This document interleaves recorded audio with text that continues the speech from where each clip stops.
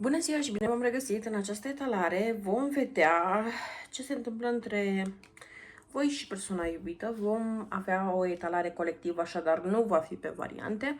Vom lăsa pur și simplu cărțile să ne vorbească și în funcție de ceea ce spun cărțile în această etalare, aleg și titlul, astfel încât dacă voi ați simțit să apăsați pe acest videoclip, înseamnă că pur și simplu cel puțin o parte din această etalare va rezona cu voi. Pentru cei care doresc etalări private sau sesiuni de teta, mă puteți contacta fie prin site, fie prin numărul din descriere pe WhatsApp.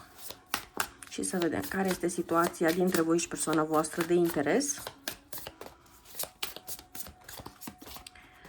Situație centrală 10 de săbii,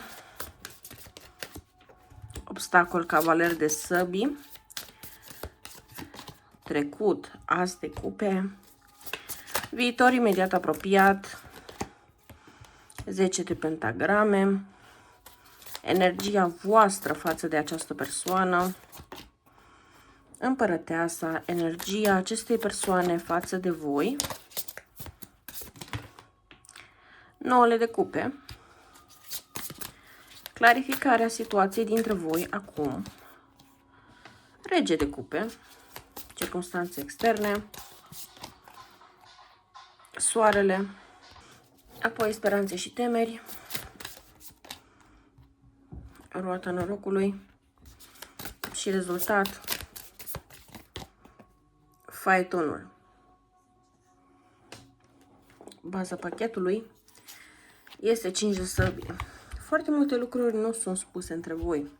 Foarte multe lucruri sunt lăsate doar la stadiu de potențial, de care sunteți amândoi foarte conștienți.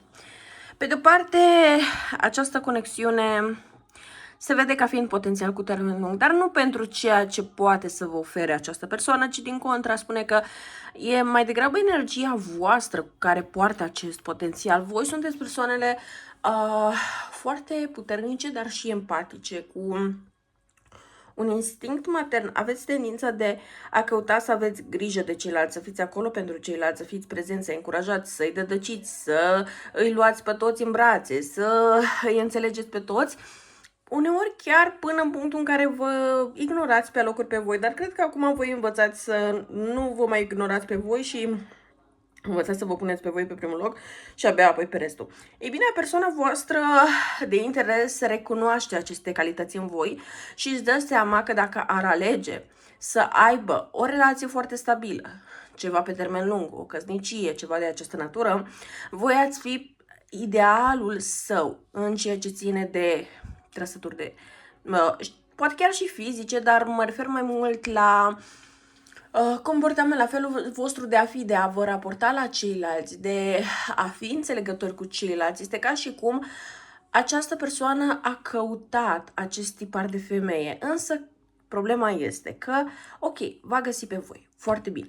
Problema este că cu acest as de cupe a sesizat și că chakra inimii se deschide, deci partea emoțiilor a venit foarte puternică și dintr-o dată, dar a și sesizat că, într-un fel, nu se simte la același nivel cu voi.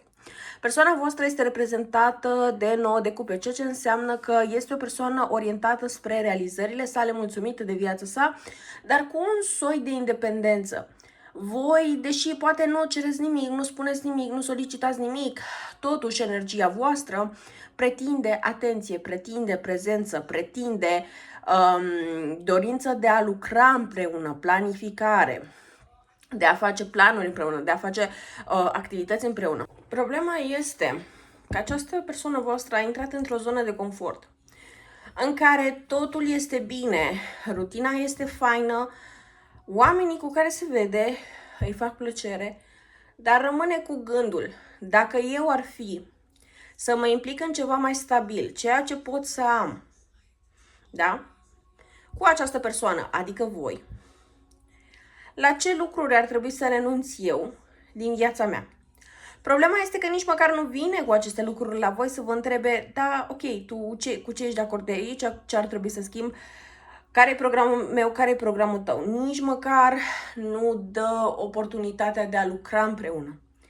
Pur și simplu, această persoană își dă seama că ar trebui să sacrifice anumite lucruri din felul în care viața sa parcurge acum și nu-i convine și se retrage și dă bir cu fugiții. Dar nu pentru că nu ar fi atrasă de voi, ci pur și simplu pentru că această iubire, această afecțiune, această prezență, această relație ar veni la pachet cu niște cerințe pe care această persoană nu este dispusă să le îndeplinească. Și pe de-o parte, mai bine așa decât să vă treziți că vă chinuiți singuri în relație. Dar acum, ce trebuie să știți voi, este că da, persoana voastră a văzut potențialul vostru real, dar când a venit partea de responsabilități, nu neapărat a fost foarte dispusă să le îndeplinească, sau cel puțin partea sa. Persoana asta nu va aborda nu pentru că nu ar fi atrasă, sau nu pentru că nu ar ține la voi, sau nu pentru că nu ar fi interesată, ci pur și simplu pentru că îi se cere un anumit nivel de maturizare și de a prioritiza, de a renunța la anumite activități care îi plac și nu vrea acest lucru. Pur și simplu puteți să vă încăpățânați, puteți să vreți să abordați această persoană, din contră riscați ca dacă voi abordați această persoană să dea înapoi sau să vă răspundă și după să se retragă. Și persoana asta este inconsecventă față de voi. Ce mi se pare totuși foarte interesant este că noi avem un 10 de pentagrame. 10 de pentagrame ne vorbește de casă, de familie, de stabilitate și siguranță. Și vreau să clarific un pic ce înseamnă asta, pentru că eu aș putea să o iau în două moduri. Și ei cu 8 de pentagrame, 3 de bâte, a zice că vă puteți aștepta ca prin gesturi mici această persoană să caute să reintre în viața voastră. Dar nu o va face cu pași măreți. Adică, astăzi poate vă dă like la o poză, mâine poate vă dă like la nu știu ce, alte ori poate să vă lase un comentariu. După ce capătă mai mult curaj, vă va și scrie, dar este o creștere lentă și graduală pe care această persoană va face în a se apropia de voi. Singura problemă este că persoana asta este greu să se miște înainte și foarte repede de a da înapoi. Persoana asta încă nu este 100% pregătită să facă pași și salturi mari. Dacă voi așteptați de ceva timp această persoană, s-ar putea să realizați că voi nu mai vreți să așteptați și că voi vreți să vă dați voie să vă întâlniți cu alte persoane, să cunoașteți alte persoane. Și eu aș zice să faceți totul și asta. Nu aș zice să așteptați după această persoană, sincer vă zic, chiar dacă ea va face lucrurile, totuși le va face foarte lent. Ideea este că această persoană va trebui să fie un pic forțată de împrejurări, să se simtă constrânsă, să se simtă că a pierdut prea mult timp, să simtă că există riscul real de a vă pierde, dar nu. Ideea este să nu o faceți dintr-un spațiu în care vreau să mă contacteze, vreau să fie disperat după mine, deci sigur postez chestia asta să intre în panică, ci mai degrabă să fiți într-o energie de tipul eu îmi trăiesc viața, dacă persoana asta vrea să vină și să-și încerce norocul și să vadă dacă se poate construi ceva bine, dacă nu la fel de bine, dar este nevoie ca voi să fiți în acea energie în care sunteți foarte stăpâni pe voi și sunteți foarte puternici și să nu lăsați această persoană neapărat să vă influențeze starea, ci pur și simplu să fiți voi într-o stare atât de echilibrată și atât de stabilă și atât de sigură, încât, indiferent cu ce ar face această persoană, nu ar putea să vă afecteze în sens negativ starea. În legătură cu speranțe și temeri, noi avem roata norocului. Voi, pe de-o parte, sperați că destinul vă va surâde și că vă va aduce această persoană înapoi și, realmente, cu faetonul ca fiind ultima carte, o va face. Problema nu este dacă această persoană va reveni sau nu la voi, pentru că o va face. Problema este în cât timp, pentru că, după cum v-am spus încă de la început, e greu cu această persoană pentru că face pașii foarte lenți și se fuge foarte repede. Deci, da, nu prea aveți un los câștigător dacă stați doar focusați pe această persoană. Din contră, s-ar putea să vă enervați, s-ar putea să simțiți că deja vă săturați de toate aceste, nu neapărat jocuri, că nu cred că persoana o face cu intenții negative, dar cu această imaturitate, pur și simplu, și această lipsă de direcție și claritate în legătură cu unde merge această dinamică. Hai să vedem care este intenția, de fapt, care sunt intențiile acestei persoane față de voi. Și avem 4 de bâte, 3 de săbii, 6 de săbii, sentimentele sale față de voi, As de săbii, cavaler de pentagrame, 8 de bâte și următorii săi pași față de voi, 10 de săbii, 6 de bâte și spânzuratul. Ce pot eu să vă zic aici este că, în primul rând, ca și intenții, cu 4 de bâte, avem o energie foarte clară prin care această persoană ne spune: ok, eu vreau să fac parte mai mult din viața ta, vreau să fiu mai prezent, vreau să mă vezi, vreau să fiu mai interesant, mai vizibil, să fiu o parte mai stabilă a vieții tale. Ceea ce înseamnă că această persoană va face cele mici like-uri, mici comentarii, mici conversații, dar totul se întâmplă la un nivel superficial, fără cine știe ce discuții despre trecut, despre experiențele personale. Pur și simplu va fi mai mult o interacțiune amicală. Da? Deci nu vă așteptați la ceva foarte puternic, foarte interesant. Cu 3 de săbii, trebuie totuși să vă avertizez că felul în care această persoană abordează lucrurile și nu neapărat avansează cu o intenție clară, cu o clarificare asupra situației voastre, s-ar putea ca pe voi să vă rănească, să vă creeze așteptări și apoi, din faptul că această persoană nu este consecventă, iarăși să vă treziți că suferiți pentru că nu înțelegeți ce se întâmplă cu această dinamică, cu această conexiune. Da, la nivel telepatic și spiritual, voi sunteți conectați cu această persoană, dar dacă această persoană nu vrea să facă pași înspre voi clari în legătură cu o relație și cu a vă aduce mai mult în viața sa în planul 3D, da, concret, nu doar conversații pe internet, atunci este clar că voi, până la urmă, riscați să pierdeți timpul cu o persoană care se mișcă precum racul. În ceea ce ține de 6 de săbii ca ultimă intenție, da, persoana asta vine, conversează, fuge, vine, conversează, fuge, vine, conversează, fuge. Cam asta este ceea ce face momentan.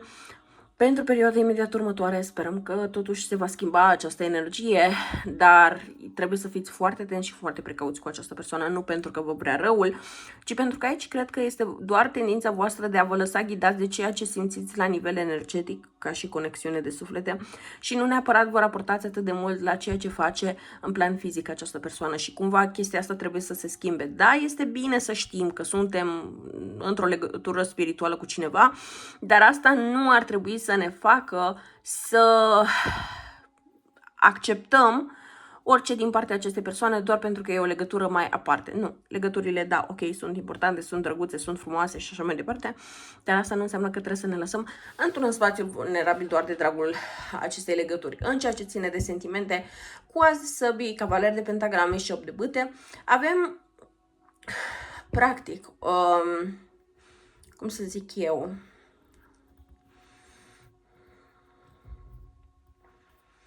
o claritate în anumite sentimente. Aici este posibil ca voi să știți ce simte această persoană sau cum simte, e posibil chiar să vă fi spus, da? Doar că nu a fost consecventă în legătură cu felul de a-și exprima sentimentele. Asta nu înseamnă că nu are acele sentimente, ci pur și simplu înseamnă că pur și simplu nu este momentul potrivit pentru această conexiune acum. De aceea și voi trebuie să vă dați libertatea de a explora alte opțiuni, iar această persoană să o lăsați pentru că de revenit va reveni ea când se va simți pregătită. Acum, în ceea ce ține de acțiuni, cu 10 de săbii, 6 de bâte și spânzuratul, voi trebuie să fiți foarte atenți și foarte precauți, pentru că această persoană inițial crede că deja v-a cam pierdut, vrea să vă atragă iarăși atenția cu 6 de bâte, deci posibile schimbări de poze de profil, schimbări de, nu știu, postează poze noi, pune story-uri, poate, nu știu, vă trimite vouă în privat o poză cu el sau ea, dar face astfel de gesturi astfel încât vouă să vă capteze atenția. Iar cu spânzuratul este ca și cum această persoană vrea să privească această conexiune și din alt unghi, dar încă este prea speriată, prea blocată, prea prinsă în propriile obiceiuri, da? Și propriul stil de viață, pentru a face un pas concret către voi, ceva care să aibă rezultate în planul real înainte de toate, da? Deci fiți un pic atenți și precauți la acest lucru. Hai să vedem ce are să zică oracolul Romance Angels pentru voi. Și avem așa. Nouă iubire. Flirt. Și jucăușenie, baza pachetului, separare. Momentan, separarea dintre voi și această persoană. Bine, nu neapărat, nu știu dacă pentru voi se poate spune neapărat că e o separare, pentru că nu cred că neapărat voi ați avut o relație cu această persoană explicită. Cred că a fost mai degrabă o scânteie, un moment în care ați simțit că rezonați, ați simțit că lucrurile pot ajunge departe, dar această persoană nu a fost consecventă față de voi și de atunci lucrurile s-au cam distanțat, dar această separare, să-i spunem așa, mai durează și voi trebuie să fiți un pic precauți în legătură cu acest lucru. Dar de asemenea trebuie să știți că veți avea și alte oportunități în iubire, veți avea posibilitatea de a cunoaște persoane noi, de a flirta, de a ieși, de a vă distra, de a vă simți bine, fără neapărat să trebuiască să fiți preocupați doar de această persoană.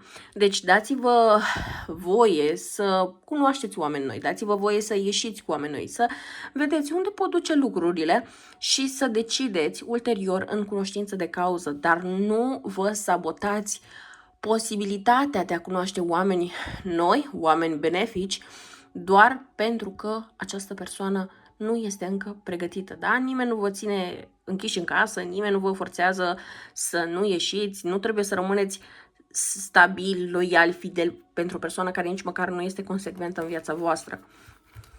Dar eu cam atât am avut de spus pentru voi. Sper că vă este utilă această etalare și ne vom întâlni în următoarele videoclipuri. La revedere!